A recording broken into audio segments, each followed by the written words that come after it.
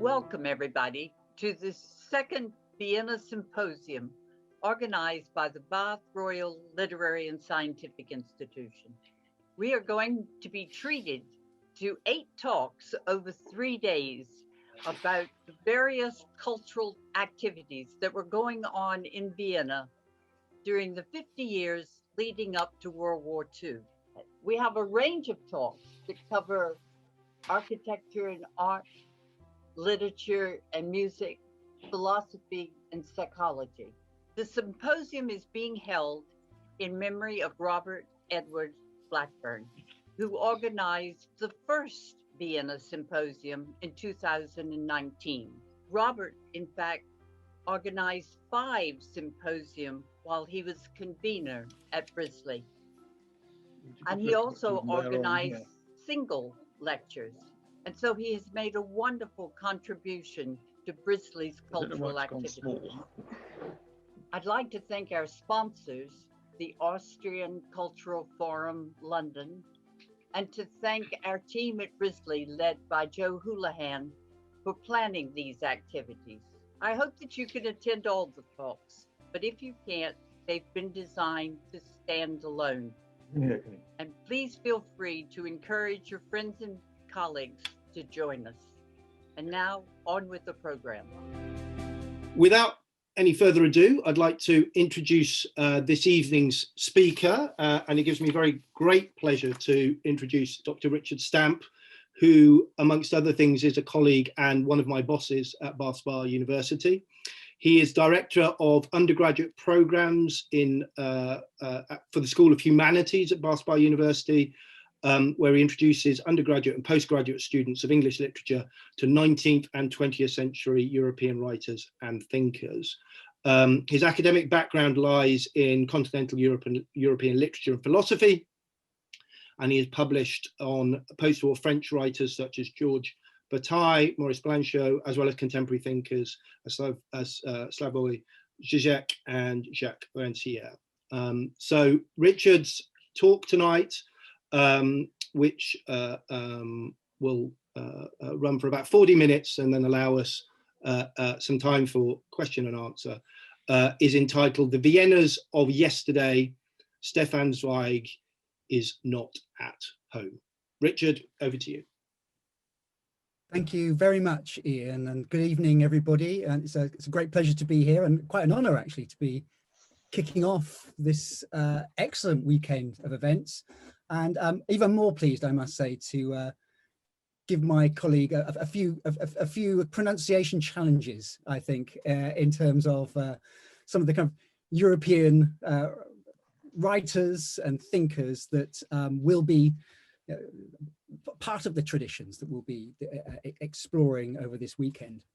So I'm going to, so you don't have to look at me, or indeed my actually quite wonderful evening Vienna background, especially put on Zoom for our event. I'm going to we're sharing some slides whilst I talk. So I'm going to share those now, and you'll hear my disembodied voice, and then I'll stop sharing the screen at the point when I've finished the talk, and Ian has told me to stop. So bear with me a second, and we'll just do that.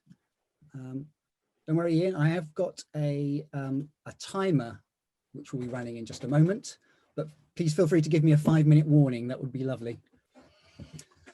Okay, so let me make a start. My title is The Viennas of Yesterday.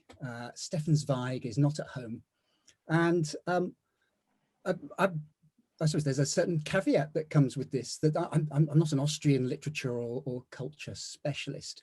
My interest, and indeed kind of, I suppose, attachment to Zweig is much more personal. He's not one of the writers I studied at university at any level. In fact, I'm struggling to find in my memory references to him. His legacy is very much one of a writer almost forgotten in the traditions of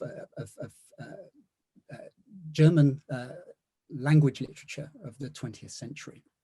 But I want to argue that he's in fact the most appropriate, the most perhaps obvious starting point for our event.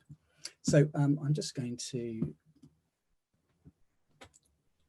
talk through what we're doing. And here he is, Stefan Zweig, photographed, possibly looking a little awkward, not quite at ease.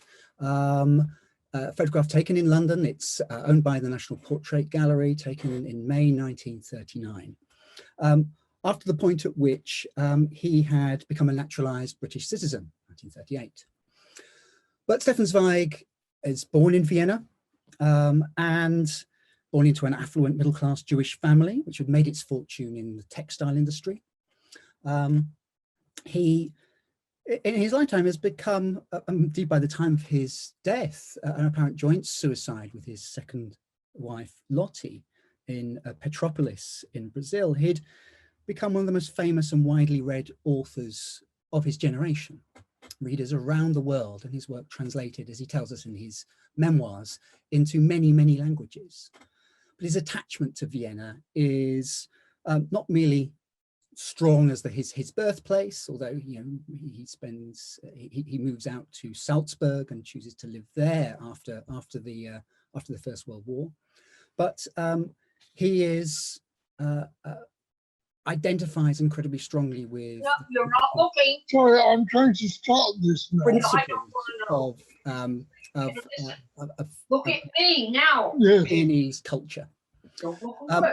And yet No, he's through and I through think I parted from I can a hear it. European, and indeed that's how he identifies himself. So he's at the heart of, and indeed friends with, many of the writers, composers, and cultural figures and thinkers that we'll be looking at in this symposium. And of course, he has a relationship to Bath, not simply the connection to a previous conference, but something I'll come on to in just a moment, an exhibition of his work that focused on and related to the year that he and Lottie spent in Bath and the house that they owned. But what I'm going to be talking to you today about is the fact that Zweig liked to think of himself as being at home anywhere in the world, a true cosmopolite, a cosmopolitan, a citizen of the world, of the kind that certain ex-prime ministers like to tell us are citizens of nowhere. Zweig's work is an affirmation of that democratic, humanist friendship that he valued throughout his life. And yet it is something that collapses after 1933. The very fame, the very freedom of movement that he had becomes something, if not of a burden, then something that turns him from, a kind of a cosmopolite into a refugee, a stateless person. And yet this theme of home and the drive, the desire for a home, a sense of ease, of comfort, of calm, is something we find throughout his work, in his autobiographical work, his fiction, in his essays, and in the work that he did for others. That's what I want to kind of talk through today. I mentioned the connection to Bath, of course, and as well as hosting a previous conference on Viennese culture, the Bath Royal Literary and Scientific Institution has also hosted a travelling exhibition, appropriately travelling for a traveller like Zweig, in 1997, that had been negotiated by the then chair of BRLSI, the late Ian Wallace, who died only a short while, a little time ago. And this paper is kind of a bit of a kind of missed opportunity. I would have liked to have talked to Ian about that particular exhibition, and timed as it was with the unveiling of the plaque outside Rosemount, the house in Bath that Zweig and his second wife Lottie bought in 1939. So I'm going to start with a quotation from, as it were, my entry point to Zweig. In 1998, I picked up this little volume of two stories, The Invisible Collection, and a book that was in that translation called Buchmendel, story originally written in 1929. Not the excellent Anthea Bell translation that is now available through the same press, Pushkin Press. This was one of their, I think, earliest publications. It had a fold around, wrap around paper cover around a plain cardboard case.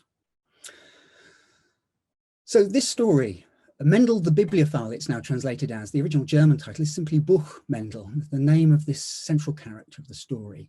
And it starts with these words. This is the narrator. Back in Vienna again on my way home from a visit to the outskirts of the city, I was unexpectedly caught in a shower of rain that sends people running from its wet whiplash to take refuge in such shelter as the entrances of buildings. And I myself quickly looked around for a place where I could keep dry. Luckily, Vienna has a coffee house on every street corner.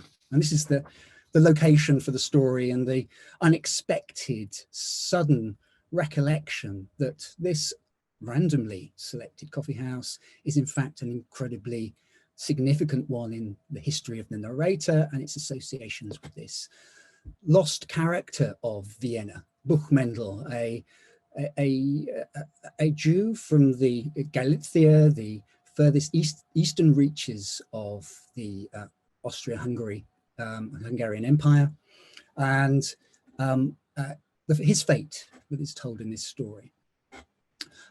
But back in Vienna, and it's a slightly playful reference to the fact that here we are again, and Zweig never stops writing about Vienna.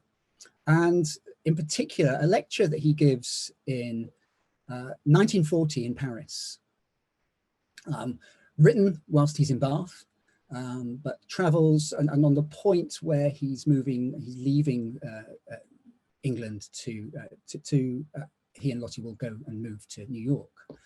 But he's remembering Vienna now, obviously occupied since the Anschluss in 1938.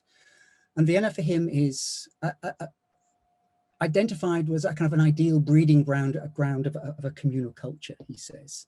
And it's the coffee house that he identifies in stories of his own school days as being the best cultural source of all novelty.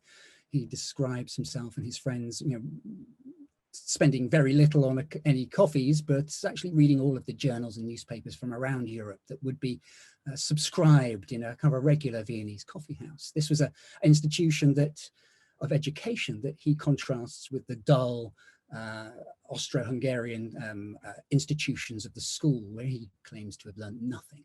His education takes place in such institutions, the democratic club, as he calls it, of the Viennese coffee house.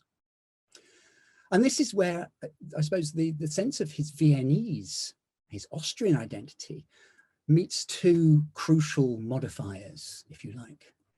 Nowhere, he says in his memoir, a title that itself leans heavily on that earlier talk, The World of Yesterday, subtitled Memoirs of a European. The clue is in the subtitle. Because in Vienna, he says, nowhere was it easier to be a European. And this is what he has to be grateful to Vienna and his kind of Viennese education for. The fact that I learned to love the idea of community as the highest ideal of my heart. It's quite a painful memory, of course, at this point. And as he says in the 1940 lecture, of today's Vienna, I can say nothing. We know very little of what is happening there. We are even fearful of interpreting it too exactly. So by the time of writing these texts, Zweig is a haunted writer, a man whose very lifestyle has become something that has left him rootless and stateless, but not entirely without quiet, without calm, or without comfort. He's very well aware that he's part of a very privileged class, part of that Jewish bourgeoisie, the kind of liberal bourgeoisie that the scholar of Viennese culture,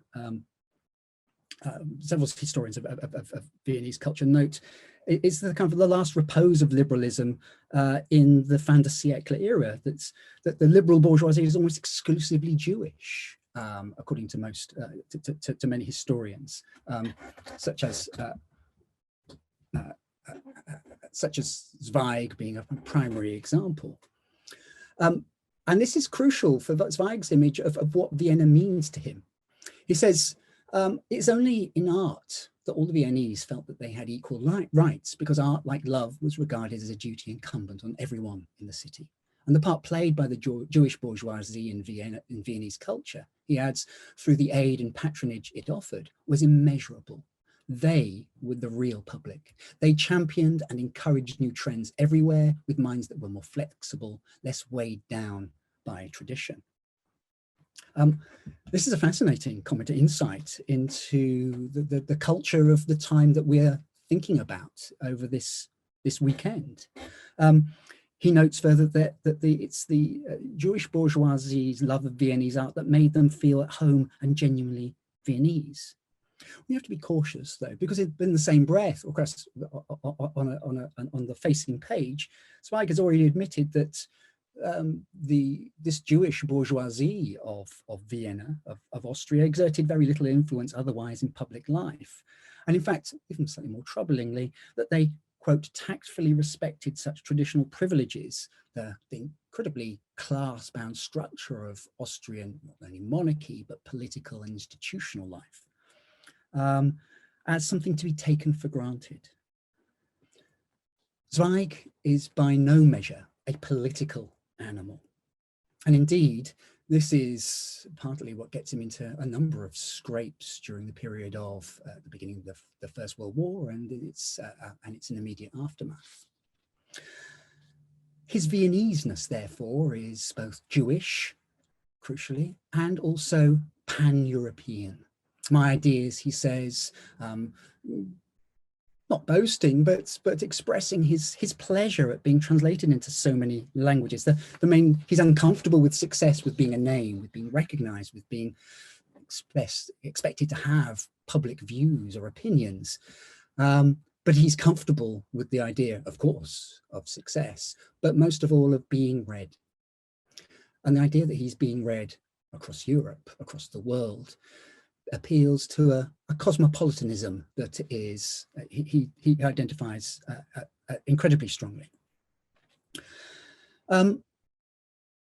Indeed, when he looks back on the period where he really came to fame, that he's in that period of between 1924 and 1933, he says, before, in one of many references to the leader of Germany at the time of his writing, Adolf Hitler, before one man destroyed our world, it was a relatively peaceful time. He says relatively, he's mindful of the fact that with the crash of 1929, it's not relatively peaceful for everyone. And his position of privilege is something that he's both kind of conscious of in the memoir, and yet also at times risks being kind of blithely unaware or forgetful of. However, this statement, I think, brings home this kind of internationalism that's at the heart of Zweig's worldview. I was no longer a stranger when I went abroad, he adds. Everywhere I went, I had friends, publishers and readers. I was traveling as the author of my books, not as an interested but anonymous tourist. I could give more forceful and effective support to the idea of the intellectual union of Europe that had dominated my life for years. And it's this role, if you like, that is perhaps his one political, small p, political position or act. He's not simply someone who enjoyed and wrote about his travels, but he was also enjoyed and reveled in the role of being a host, welcoming a series of writers and artists from across Europe to the house in Salzburg, where he had bought during the war, and which he and Frederica, his first wife, set up home with her two daughters from a previous marriage in 1919. In his memoir, he boasts of the visitors book, which is, of course, by 1942, lost along with the house, that he would boast the names of fellow Austrians like Arthur Schnitzler, Hugo von Hofmannsthal, Alban Berg, but also writers and musicians from across the continent, Bartók, Joyce, Thomas Mann, Ravel, Romain Rolland, Richard Strauss, Toscanini, Valery, Hugo Walter, Bruno Walter, sorry, wrong Walter, H.G. Wells, and so on. According to Rolland, one of his closest, as it were, post-war like-minded collaborators, friendship, this kind of cosmopolitan friendship was also the closest that Zweig came to religion. And the third of my connections then is, of course, Bath. Zweig has, if you like, we can tell from his memoir, a sense of when the danger is making his stay, his being at home a danger. He leaves Vienna quite soon after the start of the First World War. He's initially enthusiastic, like so many, almost everybody, but he leaves for Zurich, where he spends the rest of the war. In 1934, he first visits in order to work at the British Library, but then returns to stay in London in a rented flat, or a succession of rented flats.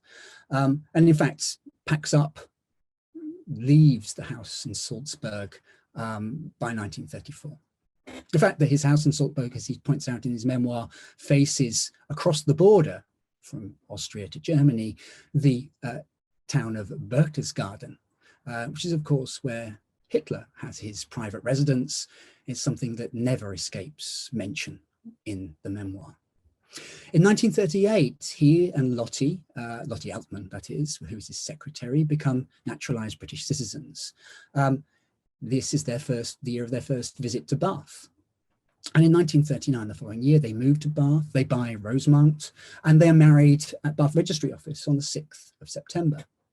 However, they will leave the following year. Why exactly? Is it, once again, that sense, that nose for danger, of the threat of invasion? Zweig is restless, feels the burden of being essentially now stateless. He leaves for New York. They leave from New York, where he's reunited with his first wife, Frederica. They remain on very good terms. And then eventually, Stefan and Lottie in 1941 leave for Petropolis in Brazil. But I wanted to dwell for a moment on Bath and what Zweig has to say about it and his memories of it. And this is an essay written, and I'm not sure exactly where it's published originally, but really it's a very short little essay. It reads like it's been written for a magazine. And it's called Gardens in Wartime. It's collected in his collection of travel writings. It's from 1940. And it tells a story that he also tells in his memoir a couple of years later, although in a slightly different way. But this version is quite touching. He says, without really telling us why, this is his visit to the registry office at the Guildhall, and this is the 1st of September, 1939.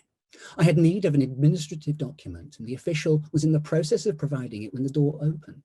Another official entered and announced, "Germany has invaded Poland. It's war. I have to leave at once." That was my best kind of 1930s official voice. He pronounced these words in a perfectly calm voice, reports Zweig, as if he were transmitting minor bureaucratic communication. And while my heart skipped a beat, and I, why was I so ashamed, felt my fingers trembling, the unruffled official before me completed his document and handed it to me with that light, amicable smile of the English. Had he not understood? Did he not believe the news? But I stepped out into the street. All was peaceful. He then goes on to say, it's not as though the English, Bath citizens of the time, of course, were simply ignorant of the news. Everyone, of course, had been waiting, expecting precisely this particular announcement. Just didn't know when. It's this, what he initially describes as a kind of stoicism amongst the English. He says during these days of war, which he compares to the ecstasy or drunkenness that he experienced in Vienna in 1914 at the announcement of the previous World War. He said, during these days in September, I learned more about this people, the people of Bath, people of England by extension, than I had in all my previous years. He says it's this composure or self-mastery, which of course is, we might take with a pinch of salt. It's certainly how it appeared to this foreigner, this stateless person, although with his newly minted British citizenship. He traces this to a calmness which is derived from a pastime he sees as being quintessentially English, gardening. Indeed, the phrase gardening, like the "I have to leave at once," they're in bold in italics because he puts them in English in his German essay. I have long believed, he said, like most, that the English love nothing more than their house, but in truth, what they really love is their garden. Now, as I said, we might take this with a pinch of salt. It also reads like just the kind of things that readers in 1940 want to read. Zweig is the consummate professional writer, and this makes him unpopular in some quarters. But what he has to say here is worth paying attention to for the emphasis on the particular feeling or mood that he's so captured by. And this is what he then goes on to say in this essay. It's that hour or half an hour during which the English are totally detached from events and matters on the outside seems to me, by its power of relaxing, to be at the origins of the marvelous calm the English people enjoy, which to us is an interesting, to him, Zweig, to us Austrians, to us stateless, particularly stateless Jews of Europe, to us this remains incomprehensible, or at least inaccessible.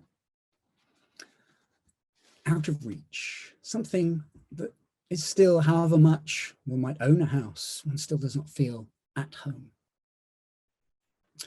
So this experience, at once affirmatory, a certain sentimentality to it, but also struck with a vein, a line of, if not out and out pessimism yet, a melancholy that is quite characteristic, particularly of these writings of the late 30s, and particularly of the autobiographical writings of the 40s. As I mentioned, his cosmopolitanism becomes something more uncomfortable. Given his relative wealth, of course, he's always remains in a level of comfort. But he tells us that he lost his passport in 1938 after the Anschluss, but didn't lose it immediately in the sense of becoming denied Austrian citizenship, which certainly did happen. What he means is he mislaid his passport. He has to go and apply at an office for a passport for a stateless person, a white document. Yet again, he says, I was forced to recognize how inadequate the human imagination is, since we understand our strongest feelings only when we have suffered them in person. So this cosmopolitanism, the theme of travel, of a certain nomadism, of homelessness that captures so much of his stories and his writings, is here more directly experienced in his own life. He said, in my cosmopolitan reveries, his dreams, his writings, of course, I had often secretly thought what a fine thing it would be, how very much in accordance with my own feelings, to be stateless, owing no obligation to any country, or for that reason, belonging to them all without distinction. This feels very different in person as opposed to in our dreams. Indeed, if by 1935, when he'd become one of the most successful writers, famous writers in Europe, sorry, by 1934, when he kind of really takes up residence in London, in England, he's prolific, he's widely translated. It's this literary fame that, indeed, of course, partly insulates him from the worst effects of being stateless. But it's literature itself, in another sense, that becomes, if you like, his refuge. As he says in his memoir, now that my original homeland has been crushed underfoot by Hitler's jackboots, he has made sure that I still have a literary home, even though my real German and European one is lost to me. German language, European, that's Viennese Jewish heritage and culture that he's so much a lifeline, a touchstone for him, has been cut off. Literature itself has become his home. And yet, a few years later, at the same time, in a letter to Frederica, actually just a little bit before the publication of his memoir. He argues or states that puzzles that people who make literature today or are able to speak, this is in 1940, I cannot fully understand. It seems to me more like a human defect than a virtue, but perhaps art is really always determined by defects. This admission, perhaps even a celebration of defects, of failures, of faults, is something that might remind us of another famous son of Vienna, Sigmund Freud, with whom Zweig had a lifelong, well, they met very relatively early in Freud and in Zweig's careers, and remained friends right up to Freud's death, after he, of course, had escaped Vienna in 1939 and taken up residence in London. Indeed, it's Zweig who reads the eulogy, or one of them at least, at Freud's funeral.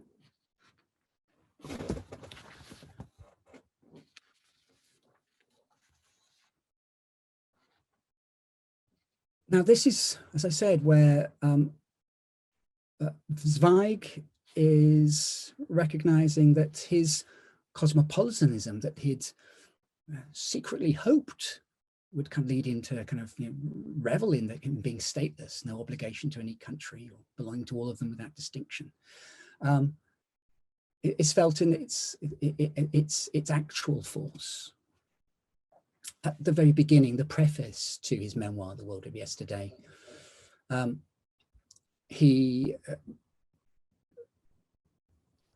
it's striking, as I said, a deeply melancholy note. It says, I belong nowhere now. I'm a stranger, or at most a guest, everywhere. No longer to be host, as he had been in Salzburg, he is a ghost. Well, that's an interesting slip there. He is a ghost, a guest at the feast. My today, he says, is so different from all my yesterdays. When I say, without thinking, my life, I often find myself instinctively wondering which life. My life before the world wars, or my life today? And then again, I catch myself saying, my house, but I'm not sure which of my former homes I mean. My house in Bath, my house in Salzburg, my parental home in Vienna. And then a little further on, he adds, I am no longer organically bound to my native land, and I never really fit into any other. In other words, Zweig, in spite of all of his privileges, his wealth, his success, his fame, and his relative freedom, of course,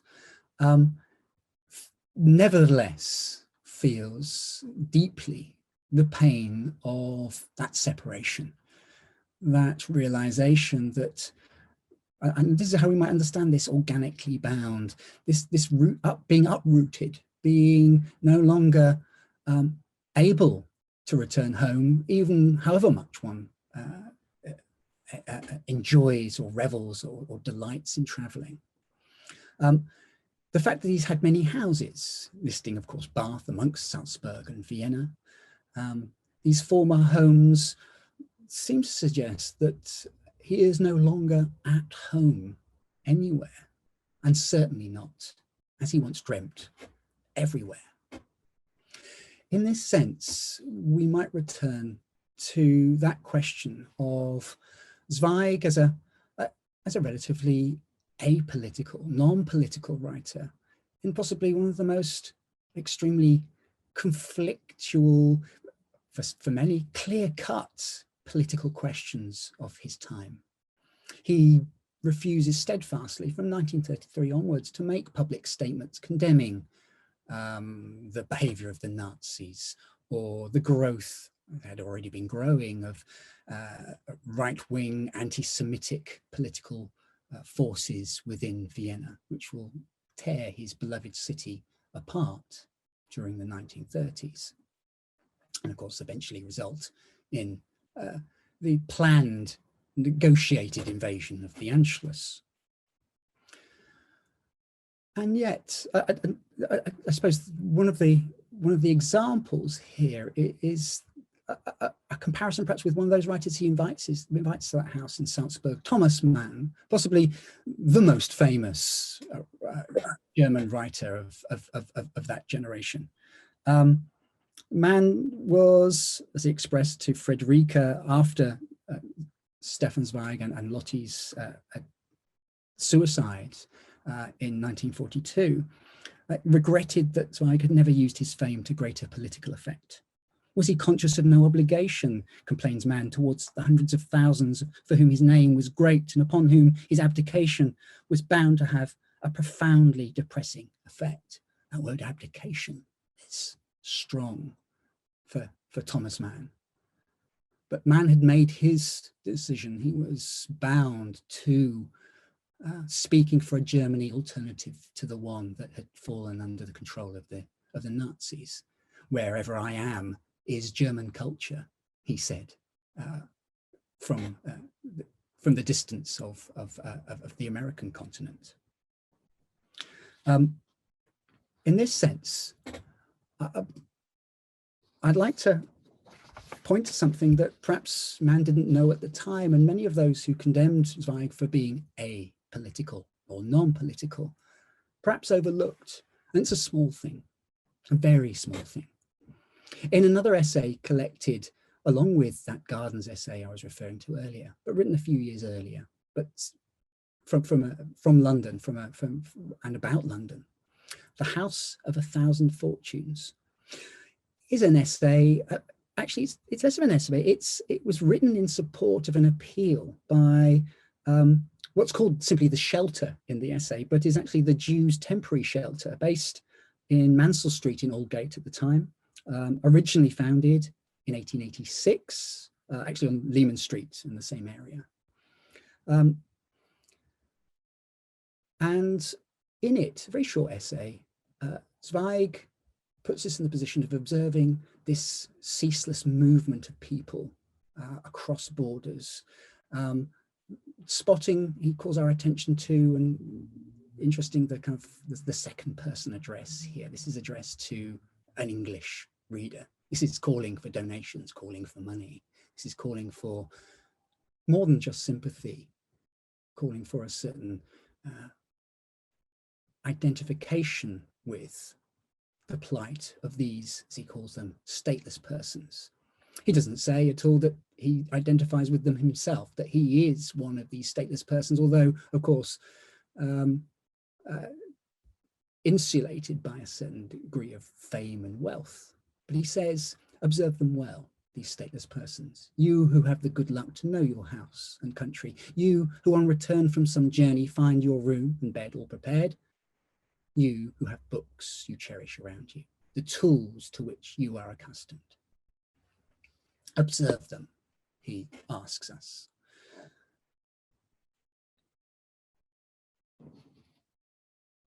He says, approach them, speak to them. They will tell you of the campaign and the misfortune of their experience, but they will also tell you something surprising, something that obviously catches Zweig by surprise when he first learns of it. That in this time of war and murders and crimes, the madness of politics that clutters our senses, he says, he's still an apolitical man, we often remain scarcely aware of the good that happens quietly unnoticed. This is where he introduces the shelter, draws our attention to it, this hidden institution. He says in its final paragraph, even if they, these stateless people, predominantly Jewish, if they could only draw one drop from the, sorry, the they is of course the shelter, my mistake. If they could only draw one drop from the relentless tide of human misery, the Jewish misery, what a significant achievement that would already represent. To accord a single day of joy to some unfortunate, to grant a stateless person, if only for a few hours, grace, the feeling that he is at home. Now, this is very little, perhaps, to borrow the idiom of another writer, a very different one. It's very little, almost nothing.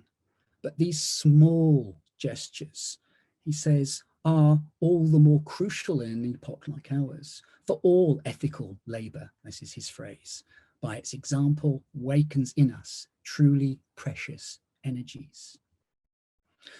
Zweig might refuse to write, as it were, take an international and therefore political state in the manner of man, for example.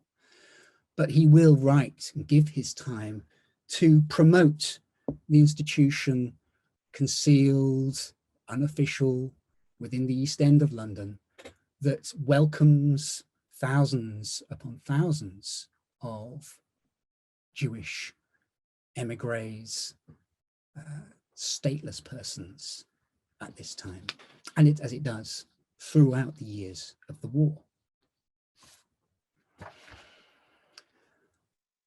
And this is where our story ends. I think I want to give you that example of Zweig, perhaps a little known glimpse into this otherwise now quite well-known writer, whose one novel, Beware of Pity, published in 1939, whose short stories, novellas, essays, biographies are now increasingly, once again, available worldwide in all manner of languages.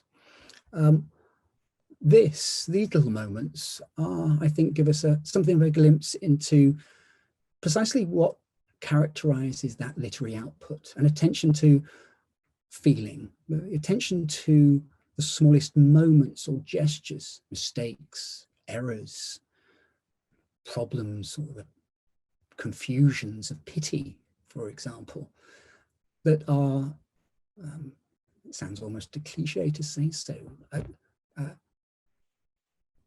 essentially human.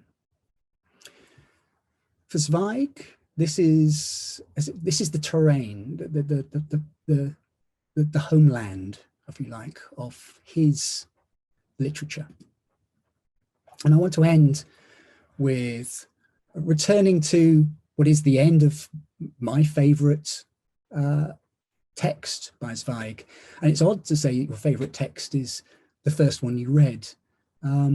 But I think in a moment of admission, I might say that our first love is one that is kind of branded upon your memory. So it is with books. And certainly, given the subject of this story, Mendel, this Jew from the provinces, he's not Viennese, he's not even a citizen of Austria-Hungary. The story's originally it looks back to the period before the outbreak of the First War. Mendel is a prodigious memorizer of bibliographical details. Indeed, he's as much a bibliographer as a bibliophile.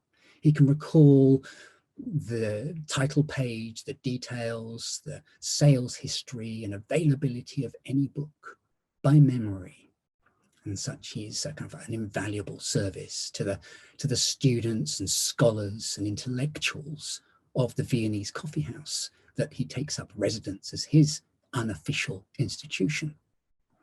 But Mendel, like so many, his life is, in this case, snuffed out first by his status as being an illegal alien, arrested in 1914, and then rejected from the cafe after it has changed owners and after the devastations of the famine that strikes Vienna at the end of the war in 1918. When our narrator, who ducks into this cafe, if you remember, to escape the rain, has to summon up this memory that he'd completely forgotten. I get the impression this narrator, of course, is a writer. His memory is his business, he says. It takes him an effort, like a moment almost Freudian uncanny realization that this unfamiliar place is in fact deeply familiar.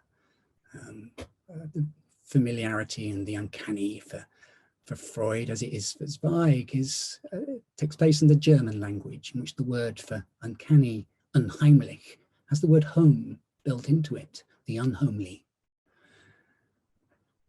So at the end of the story, having recovered the story of Mendel and his disappearance, his demise, from, of all people, the lady who cleans the toilets in the cafe, the coffee house, and has kept the last book that Mendel left behind him when he left the cafe for the final time. The narrator, slightly patronizingly, but with an attempt at genuine warmth, advises the woman to keep the book and feels ashamed. Once again, this feeling that we recognize or remember from his story of the going to the registry office on the 1st of September 1939. But of course, that's going to be 10 years later in terms of this text. Then I went, feeling ashamed in front of this good old woman, who had remained faithful to the dead man in her simple and yet very human way. For she, unschooled as she was, had at least kept the book so that she could remember him better. Whereas I was the one who ought to know that you create books solely to forge links with others, even after your death. Typo.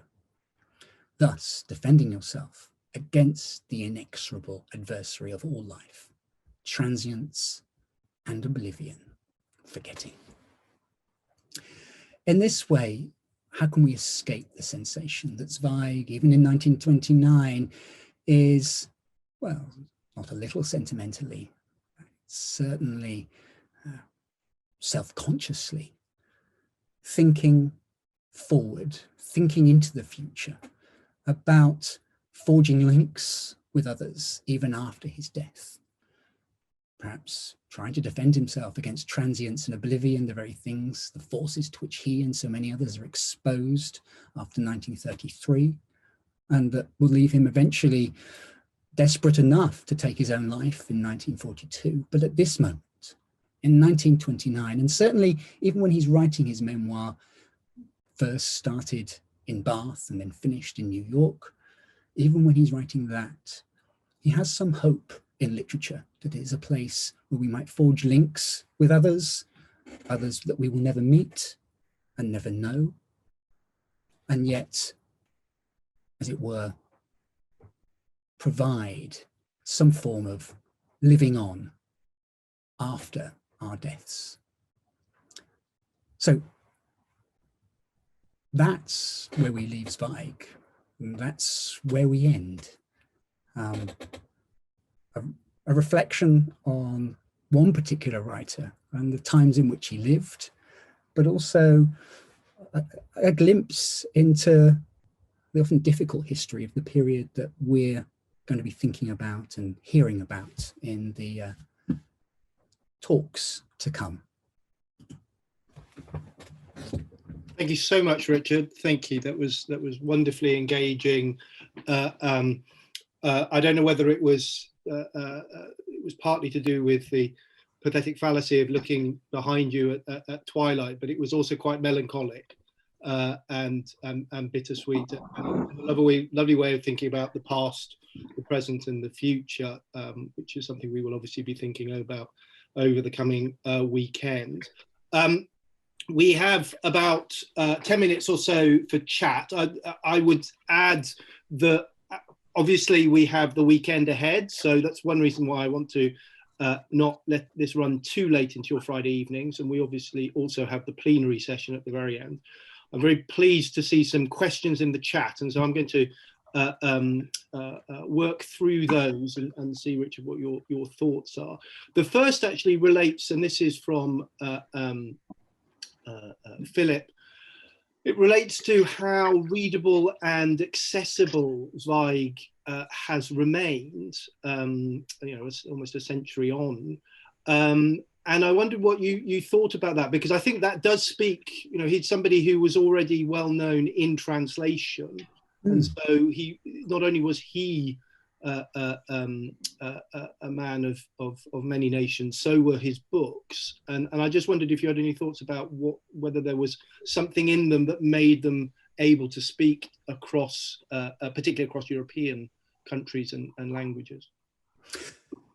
Yes, it is interesting that Zweig is Zweig's success is not posthumous. He's tremendously successful in his life, and he writes very interestingly in The World of Yesterday about, well, first of all, about his fame, his certain discomfort with it. He even speculates that if he could live his life over again, he would take a pseudonym, a nom de plume. He would prefer to write under another name so that he could travel and be anonymous. So that he never leaves that kind of that dream of being able to glide across or through across and through borders without being recognized as the great writer. He's deeply uncomfortable with that label. And yet at the same time, this point about the readability, accessibility, I think is absolutely crucial for understanding him as a writer. He is, in some ways, I'm going to retract my entire argument at the beginning of the paper, because I like to do these kinds of things. In fact, he's possibly the least appropriate guide to the Vienna that we're thinking about, the Vienna of although he's part of the kind of the young Vienna movement, he's not a modernist in the way that some of the writers and composers that we might think about, his friend Berg, for example. It's difficult to think of Zweig's work as being a literary equivalent of something like the Wozzeck opera, for example, or the string quartet. So Zweig is readable, and he writes wonderfully as well about his method. He's mocked in his own lifetime, and indeed much more recently by some very public literary figures. There was a particular article published in the London Review of Books about 10 years ago by Michael Hoffman, the poet and translator, very fine poet and translator, who simply doesn't like Zweig. He's very funny about Zweig. He calls Zweig the Pepsi of German literature. He calls him, he says, he just tastes fake. And I think we know which way Michael Hoffman would go on the Pepsi taste challenge. But what I think he overlooks is precisely the accessibility that characterizes Zweig, is what provides other ways of accessing the same world of ideas. As I said, he's mocked about this, he's criticized for this in his own life. The satirist, the Viennese satirist Karl Kraus, refers to Zweig and a number of other very successful public intellectuals and writers as the elevators of culture. In other words, you're taken up automatically to these ideas, to ascend these heights. You don't have to do the hard work of moving your own legs. Now, I think, is this just a matter of taste? I don't know. Zweig never places himself, as he puts it himself, in the top league of writers.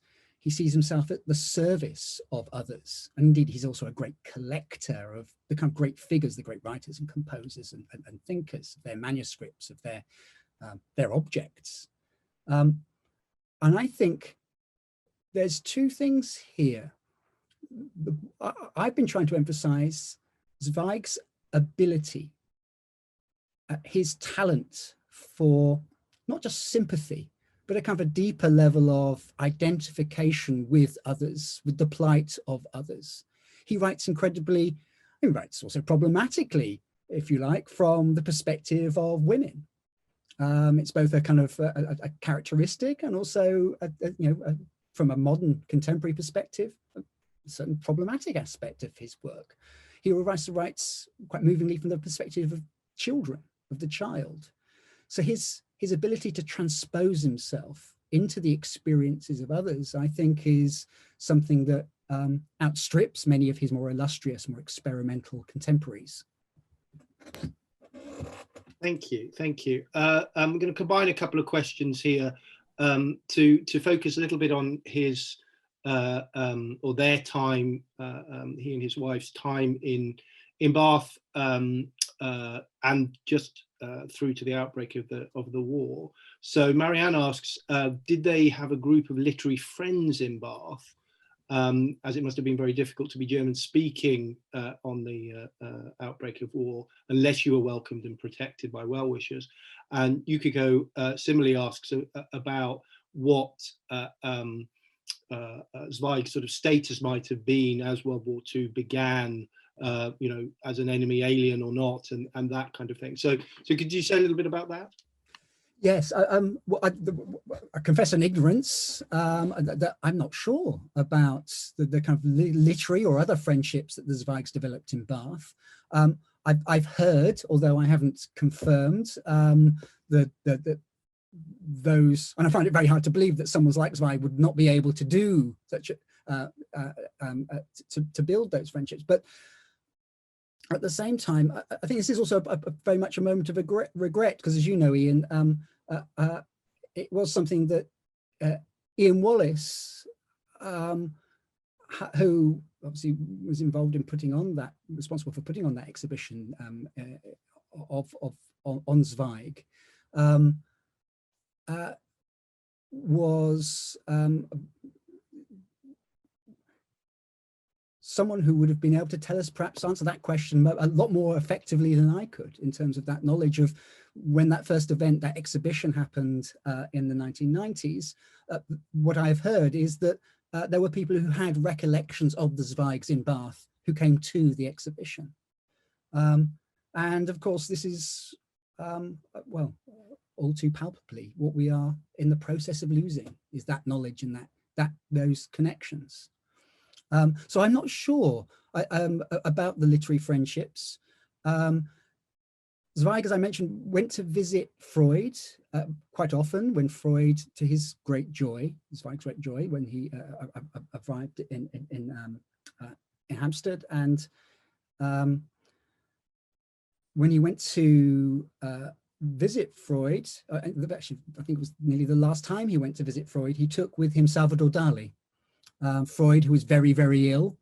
Dali sketched Freud, who obviously, as we know, was had been slowly dying from mouth cancer.